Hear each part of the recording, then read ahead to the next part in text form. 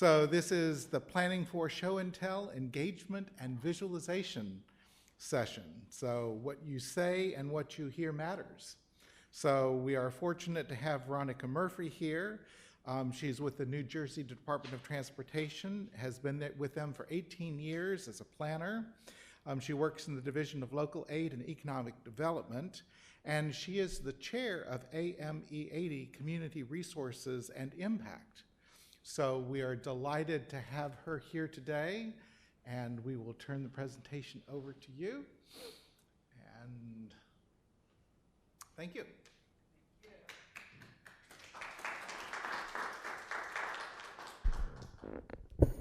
And thank you all for showing up. So, as stated, I am Veronica Murphy, and I work in the Division of Local Aid at New Jersey DOT. If you're familiar with any state agency, you know that there are multiple divisions, and most times it's the division that does all the capital projects that gets, you know, the accolades, and everybody knows that group. So we have the misfortune of, when we say we work in local aid, folks say, what does local aid do anyway? So we kind of got tired of hearing that question and feel like we're not always really doing justice explaining what local aid does on the spot. So we prepared this little video. Is it working? Come on.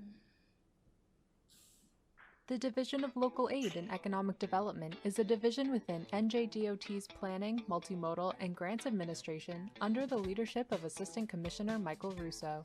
The division serves the state's 21 counties and 564 municipalities. The division administers a variety of programs to fund state and federal projects.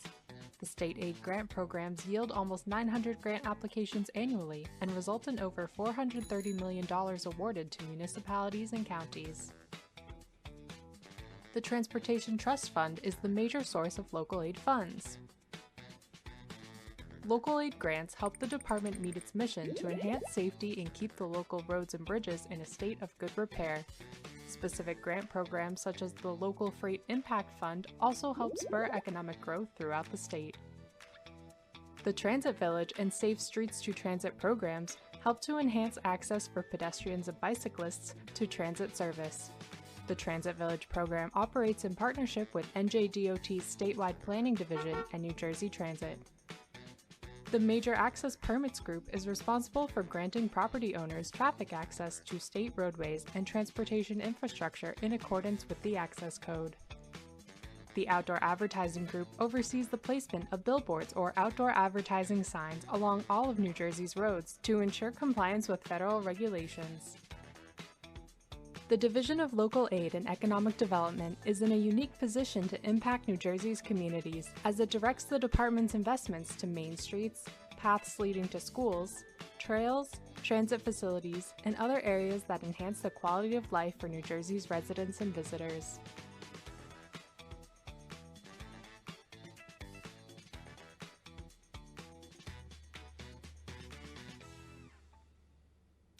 So, the Division of Local Aid. As you can see, our focus is on the local network, and we collaborate with local municipalities and county government, and there are 564 municipalities that we collaborate with now. Those municipalities apply for our grants, and once the grant's awarded to these municipalities, my team oversees the project. So we make sure that the recipients of the grants are good stewards of the funds. They receive both federal and state funds for their projects. So a couple years ago, the commissioner wanted us to provide more assistance to the local government to make sure that they're delivering their projects on time and that they're really choosing good projects when they submit their grant applications. So she encouraged us to create this local aid resource center. And in doing so, we took the opportunity to look at what we've been doing over the years and what we can change. So the first thing we did was realize that we had to create an identity. And by doing so, we did all the branding, went through all that exercise, and the colors we chose are tied to our agency's colors. So forgive me if we have violated anything here. And let me just say, I am not a graphic artist, so I will throw my graphic artist under the bus if anything wrong is here in this presentation. So we did some branding, and we created a new website. The original website was very clunky. New Jersey has a problem with really getting in line with new things quickly. So our website really just was not inviting.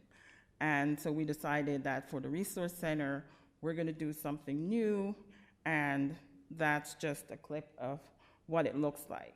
So the tiles here are sections where individuals could click on one of these and they will get information about the different state-funded programs or the different federally funded programs, and SAGE, or Systems for Administration Grants. That's where all the grant applications are submitted. So we put everything out where they could see it really well.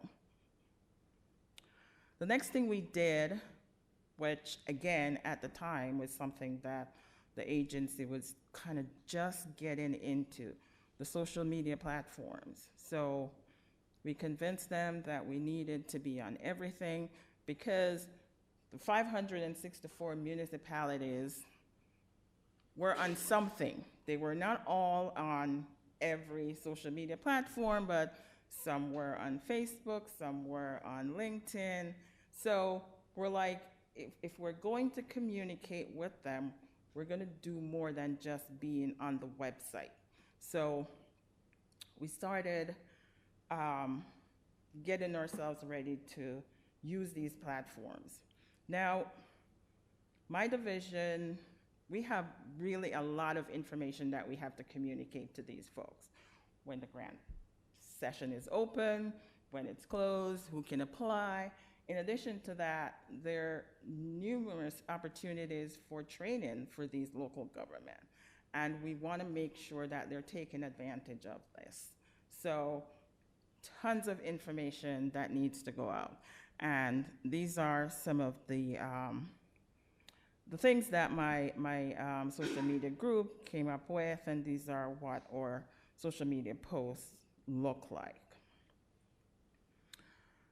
We also do what we call email blast, right? So if there is a grant solicitation going to be open, we typically send out an email blast, and that goes out in a program that's very old and can only send text, no images, nothing.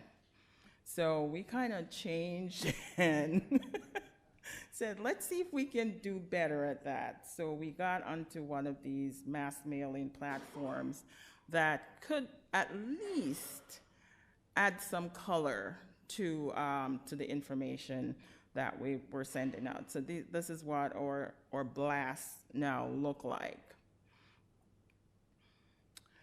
So outside of the regular, this grant is open or this grant is closed, we also have to communicate real technical engineering stuff, because it's not just the mayors and the clerks who we need to sign the resolution that we're communicating to. We're also communicating to the engineers that work for these municipalities.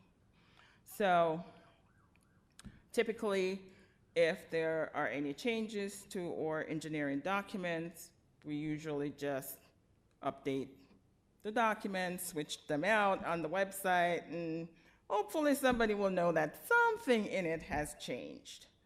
So we decided we're going to do a little bit better with things like that. So when our special provisions was updated recently, we decided to really do much better.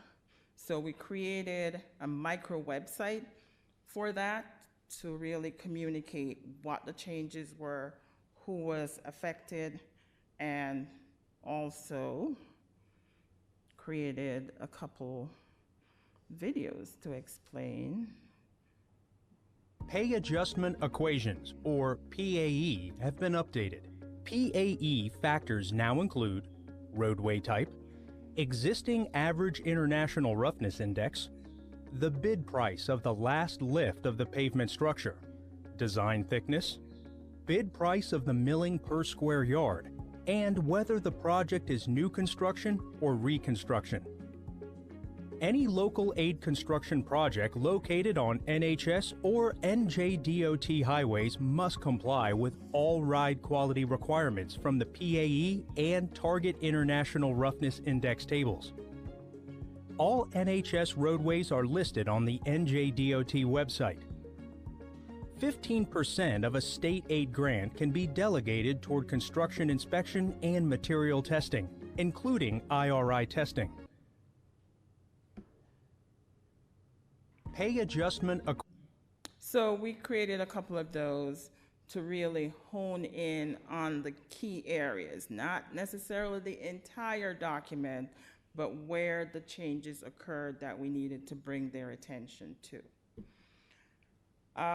We also do a couple of trainings. We have our subject matter experts from the other side of the agency.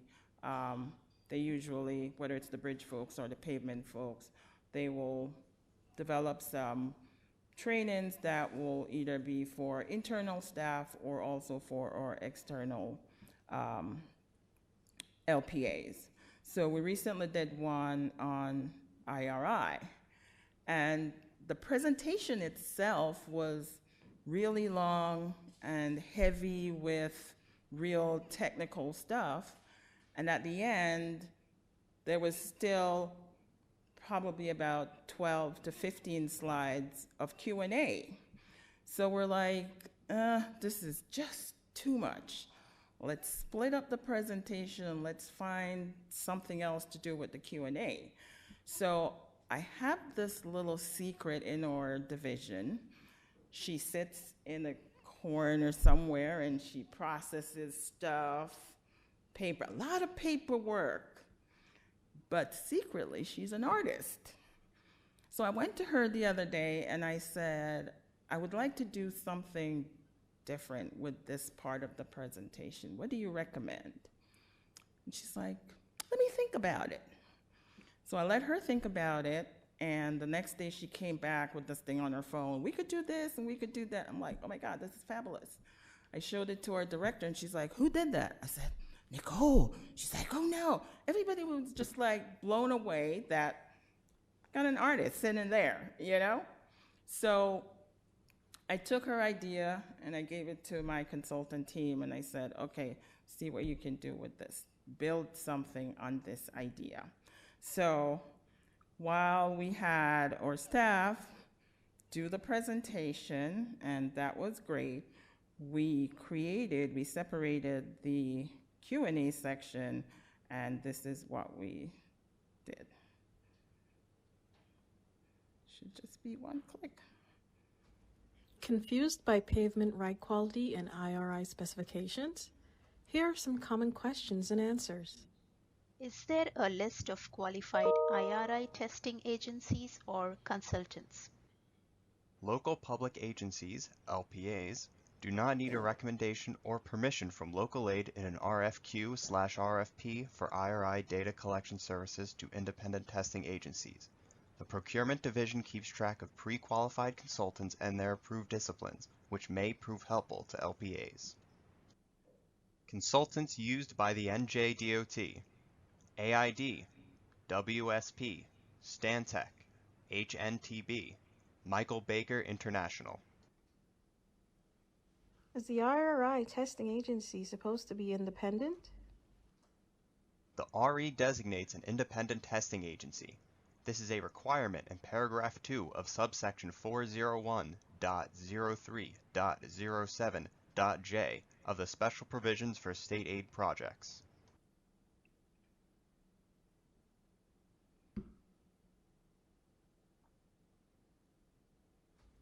Confused? So that's what we did with the Q&A. So it's its own thing, and the presentation is its own thing. So if somebody just wants to check out the Q&A, you don't have to go search through the entire presentation, which is a long one. So the next big thing that we did, or we are doing, we're in process of doing this, is really transforming a lot of our project management activities from a paper-based system to an electronic system.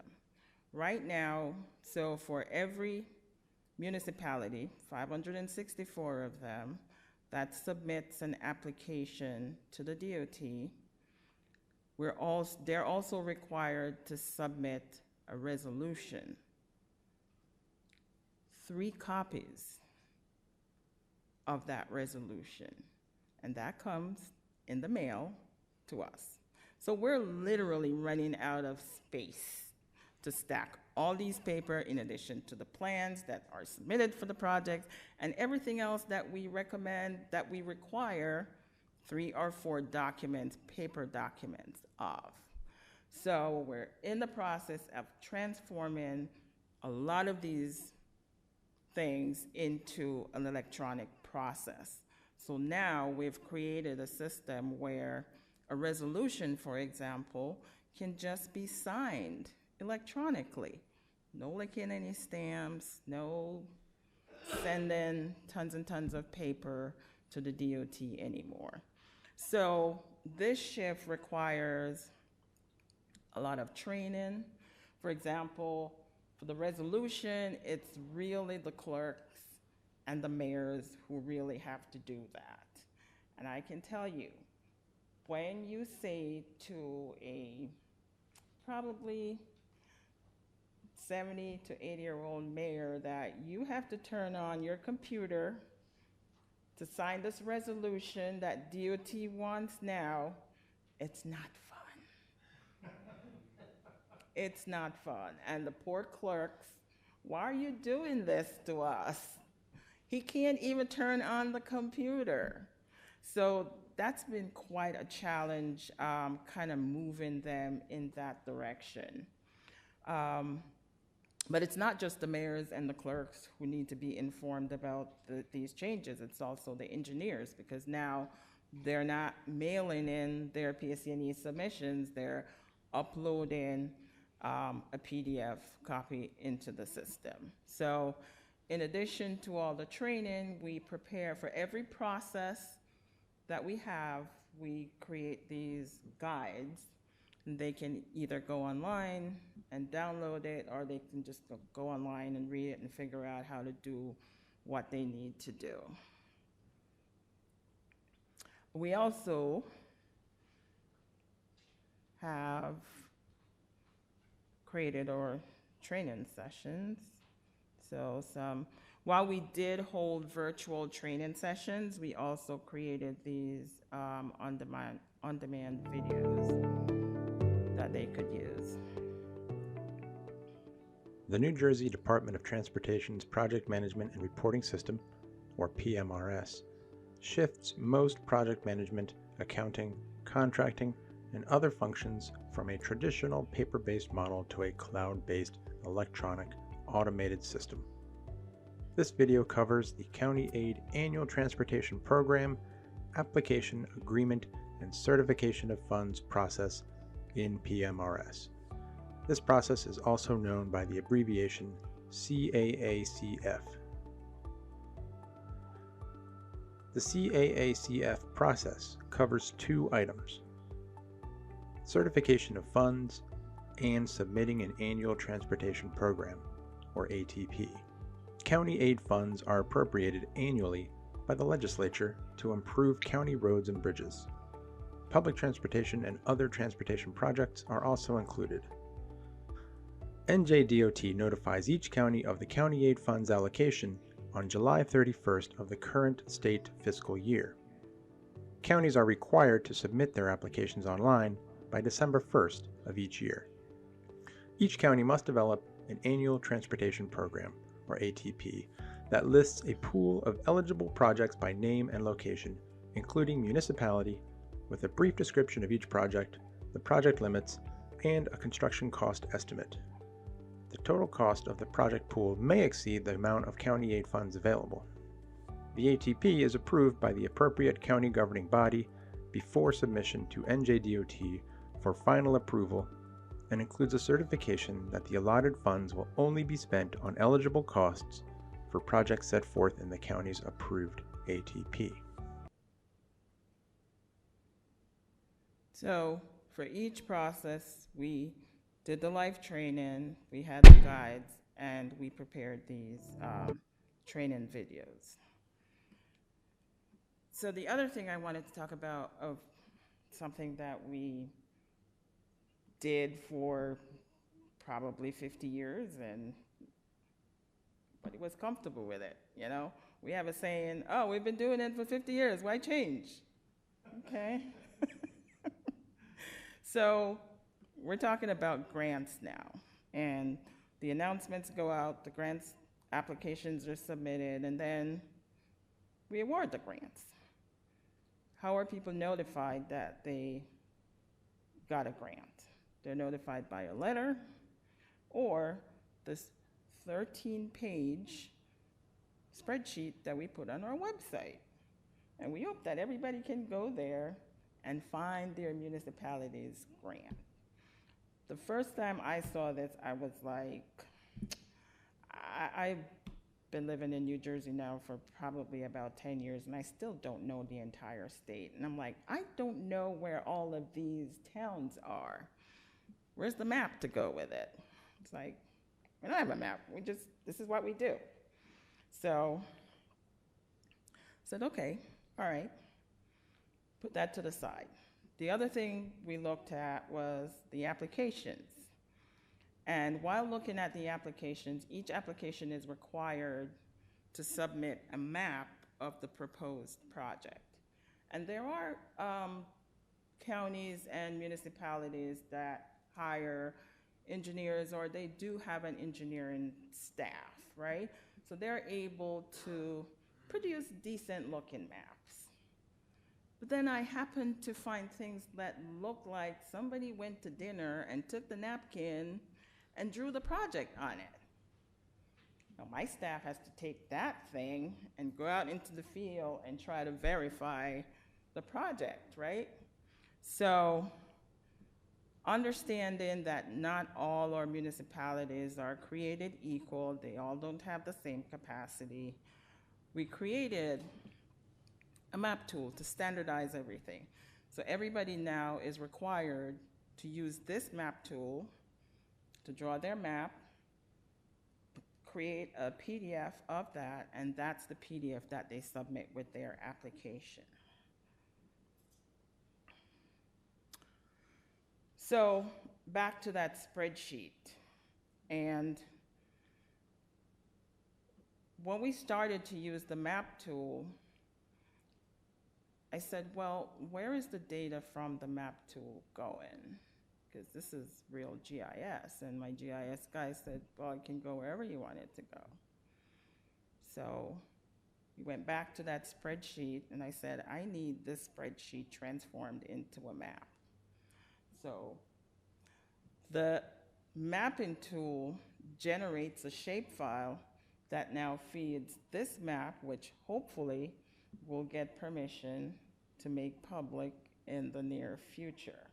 So in addition to that table that I don't know if it's by law that we must post that table, but in addition to that, we will also have a map so that people will be able to search and find their grant award. and not only in the current year, but they could search for years and years and years and see how many grants they got over a period of time. So that's the hope for the future. I'm coming towards the end. The other thing we like to do is really to promote the projects. Let the folks talk about, their experience doing a certain project, and so others can learn from what they do. So this is one in Montgomery Township, and we kind of like this one because they really had to think about what they needed to be funded, right? And plan for it. So they were working towards this project over multiple years. And that's one of the things we're trying to encourage the others to do. Think strategically about how you want to apply the funding in your community. And this is what Montgomery Township did. I'm Lauren Wazalowski. I'm the Open Space Coordinator for Montgomery Township, and I've been in this role for almost 15 years. This pathway also became a really critical link once the county, Somerset County, opened the Skillman Park in 2015, and they added some pedestrian improvements in 2018 for neighbors to the south of the park to be able to access it via bike and on foot. The township also, many years ago, funded an open space plan, so we funded it over many years, which is only one piece of it, because we're retrofitting in so many things. It's a very expensive way to go about this. We also worked with Rutgers on the porous pavement project. They use different mixes of pervious concrete, and they're doing that as a pilot study so that they can study it for wider implementations. We were lucky to work with them on this unique project and a green infrastructure technology, which is really interesting for the township. And we like this project also because for a lot of the municipalities, they use one specific grant, a municipal aid grant. They typically use that for resurfacing. And we're like, there are 7 categories of projects that you can use this funding for. Safety, pedestrian improvements. It's not just resurfacing. And so we really wanted to highlight how Montgomery Township used their grants to finish their park project, something that the entire community I'm Lauren Wazalowski. could enjoy. So story maps, I'm sure most of you are familiar with story maps. We're going to use those also as a means of promoting our projects. Emergency relief. At the beginning of every hurricane season, and I think this is by law, we have to send information out to our county LPAs to remind them what to do in the event of something happening and the governor declaring it an emergency, what they need to do. So an email goes out to 21 counties, and the first time I saw it, I'm like, wow. It included probably maybe about 5 documents, 5 PDF documents, and a PowerPoint presentation. And I'm like, what are they supposed to do with this? They're like, in the event of something catastrophic happening, they're supposed to open that PowerPoint presentation and, So let's see what else we can do with that. So we took the PowerPoint presentation and instead we created this video. And FHWA has something similar, but I think it was a little old, so we created our own.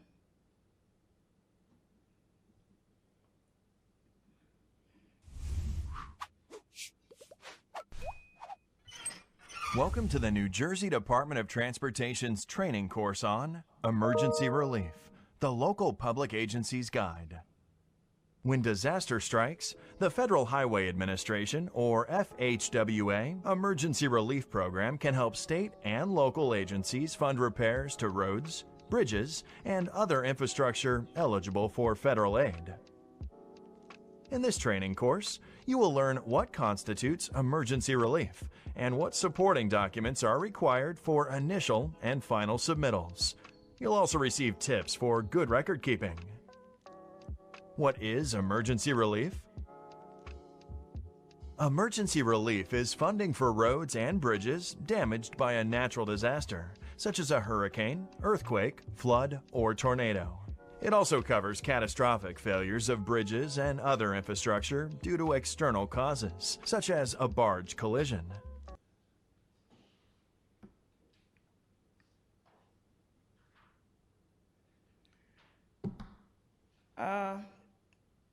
Just before, and when I say just before, it's literally just before COVID hit.